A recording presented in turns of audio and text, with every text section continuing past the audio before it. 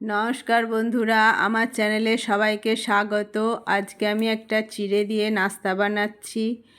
এটা সন্ধ্যা বা সকালে চায়ের সাথে খেতে দারুণ লাগে, বাচ্চাদের স্কুলের টিফিনেও দেওয়া যেতে পারে। তো তার জন্য আমি একটা বাটির 1 বাটি চিড়ে নিয়েছি, আর যতটা চিড়ে নিয়েছি তার অর্ধেকটা ময়দা নিতে হবে।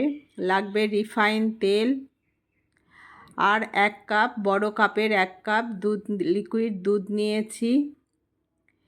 আর লাগবে চিনি। চিনিটা যতটা ময়দা নিয়েছি তার হাফ চিনি নিয়েছি, তবে মিষ্টিটা আপনাদের পছন্দের মতো। তারপর একটা মিক্সিং জারের মধ্যে চিড়ে আর চিনিটা দিয়ে প্রথমে একটু গুঁড়ো করে নেব। বেশি মিহি করব না, একটু দানা দানা থাকবে। তারপর একটা বড় বাটি নিয়ে ওর মধ্যে ঢেলে নিতে হবে। তারপর যে ময়দাটা নিয়েছিলাম সেটাও দিয়ে দিলাম। চিড়ে যতটা নিয়েছি তার হাফ ময়দা নিয়ে একটু ভালো করে মিশিয়ে নিলাম।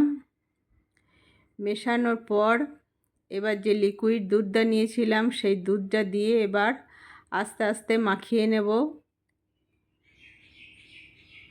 এইভাবে নাস্তাটা বানিয়ে দেখবেন, খেতে দারুণ লাগে সন্ধ্যাবেলা বা সকালবেলা চায়ের সাথে। পুরানো বন্ধুদের জানাচ্ছি অনেক ধন্যবাদ এইভাবে আমার পাশে থাকার জন্য। তারপর এটা ভালো করে মাখিয়ে নিলাম।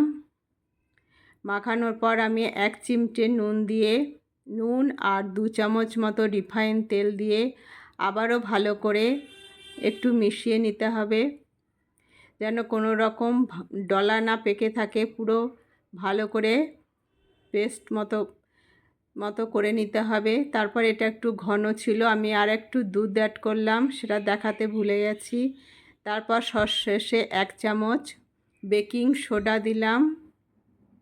বেকিং সোডা দিয়ে আবার ভালো করে একটু মিশিয়ে নিলাম।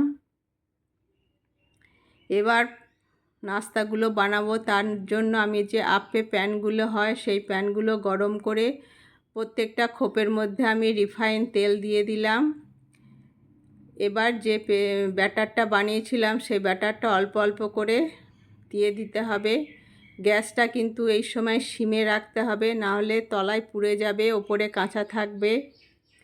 এইভাবে সমস্তগুলো দিয়ে দিলাম। তারপর ঢাকা দিয়ে 3 মিনিট মতো একটু রেখে দেব। 3 মিনিট পর দেখাচ্ছি, দেখুন পুরো ফুলে গেছে। তারপর সবগুলোর উপরে আমি আরও একটু চামচে করে রিফাইন তেল দিয়ে দিলাম। তারপর এবার আমি এগুলোকে উল্টে দেব। মিডিলেরগুলো যেহেতু গ্যাসটা সিম আছে, মিডিলেরগুলো তাড়াতাড়ি হয়ে যাবে, ওই জন্য প্রথমে মিডিলগুলো উল্টে দিলাম। তারপর এক এক করে সমস্ত পিঠেগুলো উল্টে দিলাম। তারপর উল্টি দিয়েও আবার 3 মিনিট মতো একটু রেখে দিতে হবে। তারপর মাঝেরগুলো হয়ে গেছে, ওগুলোকে আমি তুলে নিলাম এবং সাইডে যেগুলো ছিল সেগুলো একটু মাঝখানে দিয়ে আবারও 2 পিঠ সব ভালো করে একটু ভেজে নিলাম। তারপর 2 পিঠই যখন হালকা ব্রাউন কালার হয়ে যাবে তখন এগুলোকে সব তুলে নিতে হবে। এইভাবে সমস্ত নাস্তাগুলো আমি এইভাবে বানিয়ে নিলাম। রেসিপিটা ভালো লাগলে লাইক কমেন্ট করবেন। নতুন বন্ধুদের কাছে অনুরোধ রইল, আমার রেসিপিটা যদি ভালো লাগে সাবস্ক্রাইব করে আমার পাশে থাকবেন। সকলকে অসংখ্য ধন্যবাদ, নতুন এবং পুরানো বন্ধুদের। আজ এখানে শেষ করছি। Bye bye.